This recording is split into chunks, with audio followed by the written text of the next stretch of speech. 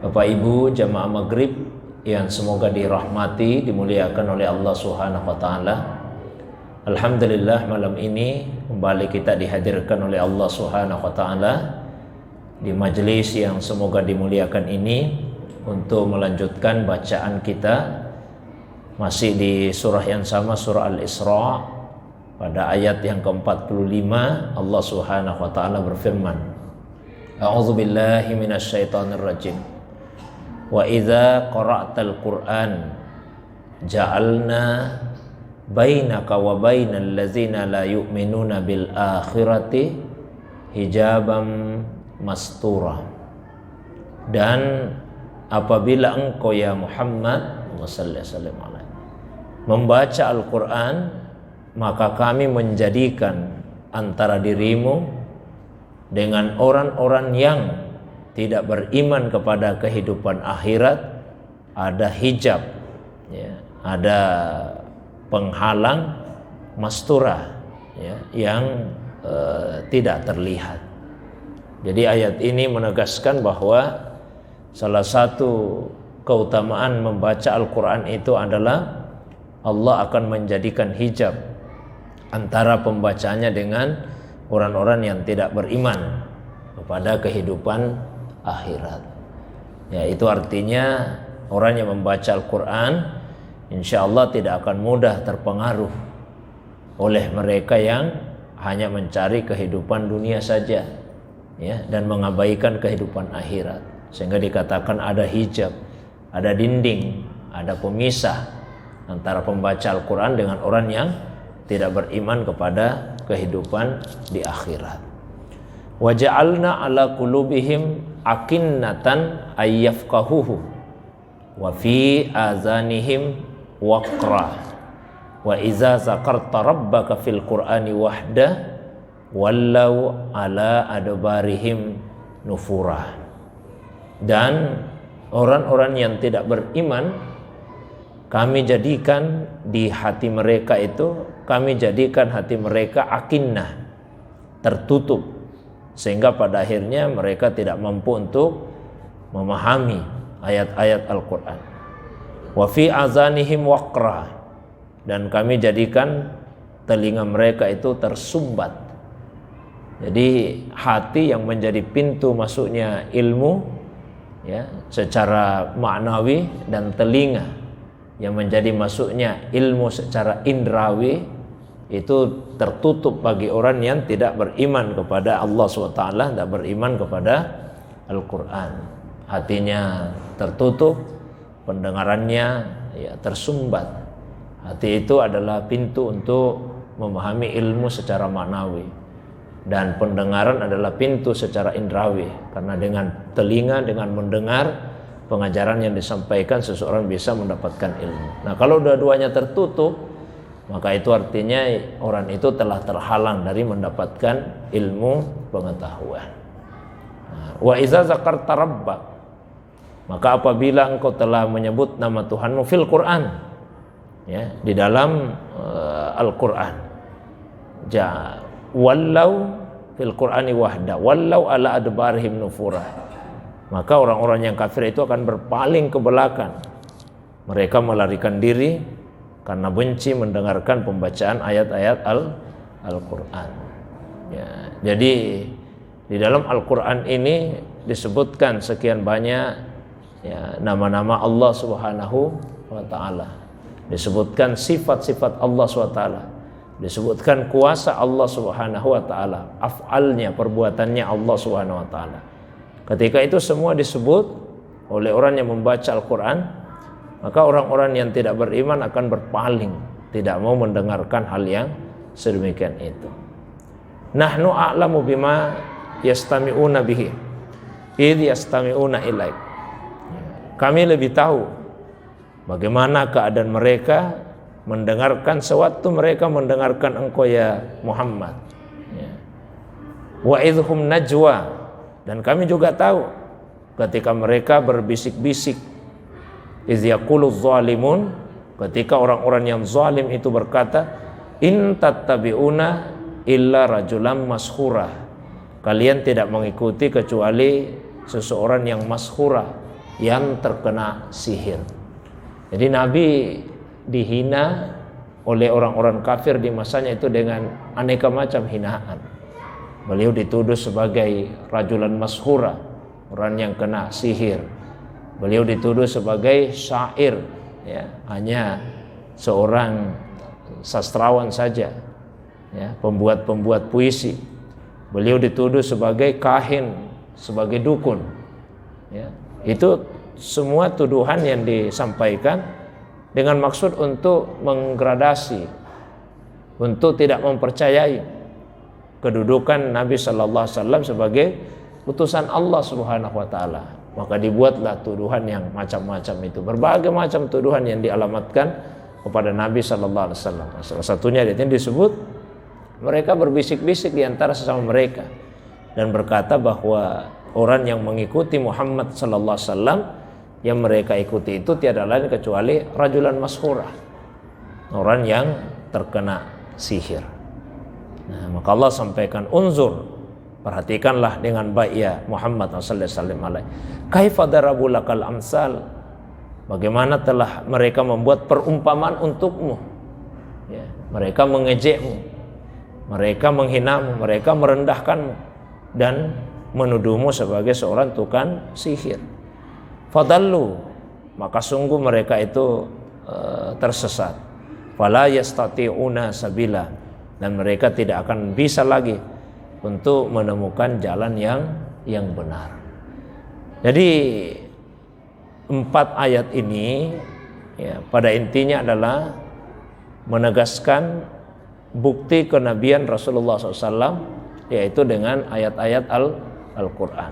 Semua nabi itu ada mukjizatnya, dan mukjizat sesuai dengan apa yang menjadi kelebihan dari kaum, ya, dari kaum di mana nabi itu diutus kepada mereka. Nah, kita bisa melihat misalnya Nabi Musa alaihissalam, ya, orang-orang di masa itu jago dalam ilmu sihir, maka Nabi Musa diberikan mukjizat yang terlihat seperti sihir, ya, tapi bukan sihir, ya, bahkan lebih tinggi daripada sihir. Nah, sehingga pada akhirnya tukang-tukang sihir itu tunduk kepada apa yang diperlihatkan oleh Nabi Musa alaihissalam. Mereka sadar betul apa yang diperlihatkan Nabi Musa ini bukan sihir, karena mereka yang sudah jago dalam ilmu sihir. Sihir itu tiada lain kecuali hanya sekedar menipu penglihatan mata. Sihir itu hanya menipu rasa saja, tapi sebetulnya tidak bisa betul-betul mengubah satu benda.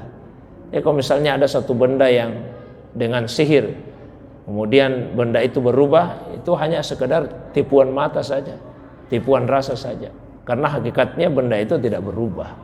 Tapi ini Nabi Musa alaihissalam dengan mukjizat yang Allah berikan kepadanya, ya benar-benar bisa mengubah benda. Nah, tongkat diubah menjadi ular. Itu bukan tipuan mata, beda dengan tukang-tukang sihir. Ya, sama misalnya dengan Nabi Isa alaihissalam. Umatnya Nabi Isa alaihissalam sangat maju dalam hal pengobatan. Ya, hampir semua penyakit bisa disembuhkan, kecuali penyakit kusta, penyakit lepra itu yang tidak bisa disembuhkan. Nah, maka diberikanlah mukjizat kepada Nabi Isa alaihissalam, penyakit yang mereka tidak bisa sembuhkan meskipun sudah sangat maju dalam dunia pengobatan, itu bisa disembuhkan oleh Nabi Isa alaihissalam dengan izin Allah SWT.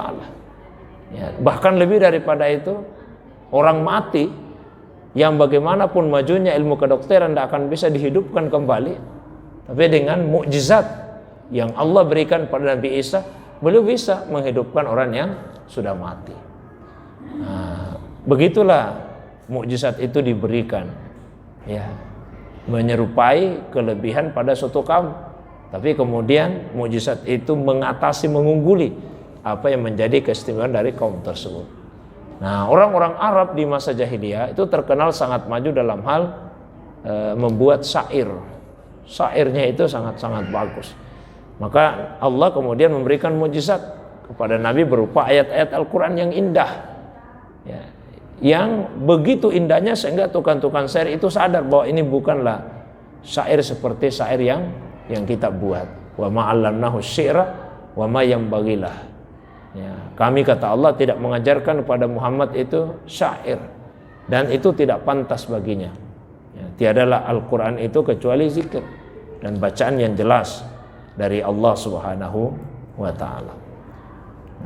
Waqalu, kemudian orang-orang kafir itu bertanya-tanya, a idza kunna izaman wa rufatan a inna lamab'usuna halqan jadida. Ya, mereka bertanya-tanya, apakah ketika kami ini sudah jadi tulang belulang, sudah menjadi benda-benda yang hancur lebur, apa kami akan dibangkitkan kembali menjadi makhluk yang baru? Ya, jadi yang sangat diingkari oleh orang-orang musyrik Makkah itu adalah kebangkitan. Kalau kematian mereka tidak mengingkari, karena hampir setiap hari mereka melihat ada orang yang mengalami kematian. Tapi yang mereka ingkari adalah orang mati bisa hidup kembali. Ya, karena tidak ada bukti empirisnya, kita tidak pernah melihat orang sudah mati bisa dihidupkan lagi. Maka mereka tidak mempercayai itu. Ya, kalau orang hidup mati sering kita lihat. Tapi kalau orang yang sudah mati akan dihidupkan kembali, tidak pernah kita melihat. Maka mereka tidak meyakini itu. Apalagi orang yang sudah mati kemudian dimasukkan ke dalam tanah, lalu tanah itu misalnya digali, yang terlihat ya jadi tulang belulang, tubuhnya hancur. Ya, itu yang terlihat oleh mata. Maka mereka kemudian bertanya-tanya di antara sesama mereka sambil mengolok-olok Nabi, bagaimana mungkin ya kalau kita nanti sudah mati, kemudian tubuh kita hancur, ya, lalu tulang belulang kita berserakan, masa kita akan dibangkitkan kembali menjadi satu ciptaan yang baru? Kul, maka kemudian Allah Subhanahu wa ta'ala memerintahkan kepada Nabi SAW untuk menyampaikan kepada mereka, kunu hijaratan au hadidan. Kalau kalian tidak mau dibangkitkan kembali, sudah mati dibangkitkan kembali, ya pilihannya jadi batu saja. Nah, kalau batu itu tidak akan mati dan tidak akan dibangkitkan kembali, jadi batu saja. Jangan jadi manusia. Kalau kita jadi manusia, ya otomatis mati dan akan dibangkitkan kembali. Kalau tidak mau dibangkitkan kembali, kunu hijaratan, jadi batu saja. Au hadidan, atau jadi besi saja. Au khalqan mimma yakbur, atau menjadi makhluk yang besar sekali. Fi sudurikum, makhluk yang besar dalam angan-anganmu, sehingga karena begitu besarnya makhluk itu, kalau dia mati ya dia tidak akan hidup kembali. Udah jadi makhluk yang begitu sajalah. Kalau kalian tidak mau menerima bahwa akan dibangkitkan kembali.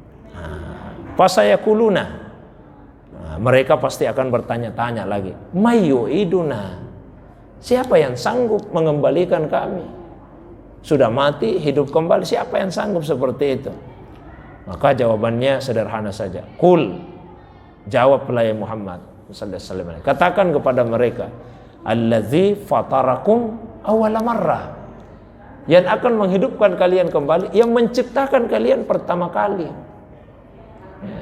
Kalau Allah sanggup menciptakan kalian dari tiada menjadi ada, Allah juga sanggup untuk mengulangi kembali penciptaan kalian. Meskipun di sisi Allah kita tidak bisa mengatakan di sisi Allah bahwa lebih mudah mengulangi daripada memulai, tidak bisa, karena bagi Allah semua sama mudahnya. Tapi kalau di sisi manusia, yang namanya mengulangi itu lebih mudah daripada memulai. Kalau kita sudah pernah bisa memulai, ya insya Allah lebih mudah lagi kita untuk mengulangi. Itu di sisi manusia. Nah, kalau di sisi Allah semua sama mudahnya. Sebagaimana mudahnya Allah memulai menciptakan, begitu juga mudahnya Allah Subhanahu wa ta'ala mengulangi penciptaannya kembali. Maka ketika mereka bertanya, mayyuiduna, siapa yang akan mengembalikan kami? Kul, jawab saja, allazi fatarakum awwala marrah, yang akan mengembalikan kalian adalah yang menciptakan kalian pertama kali, yaitu Allah Subhanahu wa ta'ala. Nah, tapi apakah itu akan memberikan kepuasan kepada orang-orang kafir itu? Tidak, mereka tidak akan puas. Fasayunghiduna ilaika ru'usahum wa yakuluna mata huwa. Mereka akan menggeleng-gelengkan kepala, lalu kemudian bertanya, kapan itu terjadi? Ya, sambil mengolok-olok, kapan itu akan terjadi ya Muhammad? Kul asa ayyakuna qariba. Katakanlah boleh jadi waktunya sudah dekat. Ya, jadi hari kebangkitan itu waktunya dekat, kiamat itu dekat. Karena di dalam agama semua yang pasti terjadi itu dekat. Yang jauh itu yang tidak pasti terjadi. Ya, kalau seperti angan-angan itu jauh karena belum tentu bisa kita raih. Kalau kita berangan-angan, itu yang jauh. Tapi kalau kematian termasuk kebangkitan itu adalah sesuatu yang dekat karena pasti terjadi. Apapun yang pasti terjadi maka dia dekat. Sementara yang tidak pasti terjadi itulah sesuatu yang jauh. Maka kiamat pasti terjadi, dia dekat. Kebangkitan pasti terjadi, maka dia juga dekat. Yauma yad'ukum fayastajibuna bihamdihi wa tazunnuna illa bistum illa qalila. Pada hari itu Allah akan memanggil kalian semua, lalu kalian mematuhinya sambil memujinya. Tidak ada lagi pilihan yang lain. Pasti kalian patuh kepada Allah SWT. Dan kalian mengira waktunya hanya sebentar saja kalian berada di dalam kubur. Padahal kita menghabiskan waktu yang sangat lama itu di dalam kubur. Nah, diceritakan bahwa ketika orang-orang kafir dibangkitkan dari kuburnya, mereka sebegitu kagetnya. Lalu kemudian berkata, "Man ba'asana mim marqatina." Siapa yang sudah membangkitkan kami dari tempat pembaringan kami? Karena begitu kagetnya. Seakan-akan di kubur itu hanya dalam waktu yang tidak lama. Nah, jamaah yang dimuliakan Allah. Nah, setelah beberapa ayat sebelumnya tadi menegaskan tentang kerasulan Nabi Muhammad SAW dengan mukjizatnya berupa ayat-ayat Al-Quran dan keutamaan bagi yang membacanya, maka ayat-ayat yang terakhir tadi itu penekanannya adalah pada kewajiban untuk mengimani akan adanya hari kebangkitan. Ya, konsekuensi dari keimanan akan adanya hari kebangkitan yaitu bagaimana supaya kita mempersiapkan diri untuk menghadapi ketika peristiwa itu terjadi. Maka suatu waktu ada sahabat datang ke Nabi bertanya kepada beliau, "Ya Rasulullah, kapan kiamat?" Nabi balik bertanya, "Apa yang sudah kamu persiapkan untuk menghadapi kehidupan setelahnya? Daripada kamu tanya-tanya kapan kiamat, lebih bagus kamu bertanya, apa yang sudah kamu persiapkan untuk menghadapi kehidupan setelahnya? Mau kiamat besok, bulan depan, tahun depan, ya, 10 tahun yang akan datang, 100 tahun yang akan datang. Kalau tidak ada bekalmu, sama saja bagi dirimu. Ya, sama saja bagi dirimu. Ketika kiamat itu terjadi, ya, keburukan. Tapi sebaliknya, ketika kita mempersiapkan diri dengan baik, dengan amal-amal soleh, dengan keimanan yang benar, kecintaan kepada Nabi, mau kiamat hari ini, minggu depan, bulan depan, tahun depan, insya Allah kapanpun kiamat itu terjadi, maka semua akan mendatangkan kebaikan dalam kehidupan kita. Jadi yang terpenting itu bukan kapan waktunya kiamat, tapi yang terpenting adalah apa yang sudah kita persiapkan untuk menghadapi kehidupan setelah hari kiamat tersebut. Nah, saya kira itu pengantarnya jamaah sekalian. Seperti biasa saya berikan waktu yang panjang. Kalau ada yang ingin ditambahkan, didiskusikan, baik yang berkaitan langsung dengan kandungan ayat-ayat tadi atau masalah agama yang lain di luar dari apa yang saya sampaikan, saya persilakan pada jamaah. Demikian, assalamualaikum warahmatullahi wabarakatuh.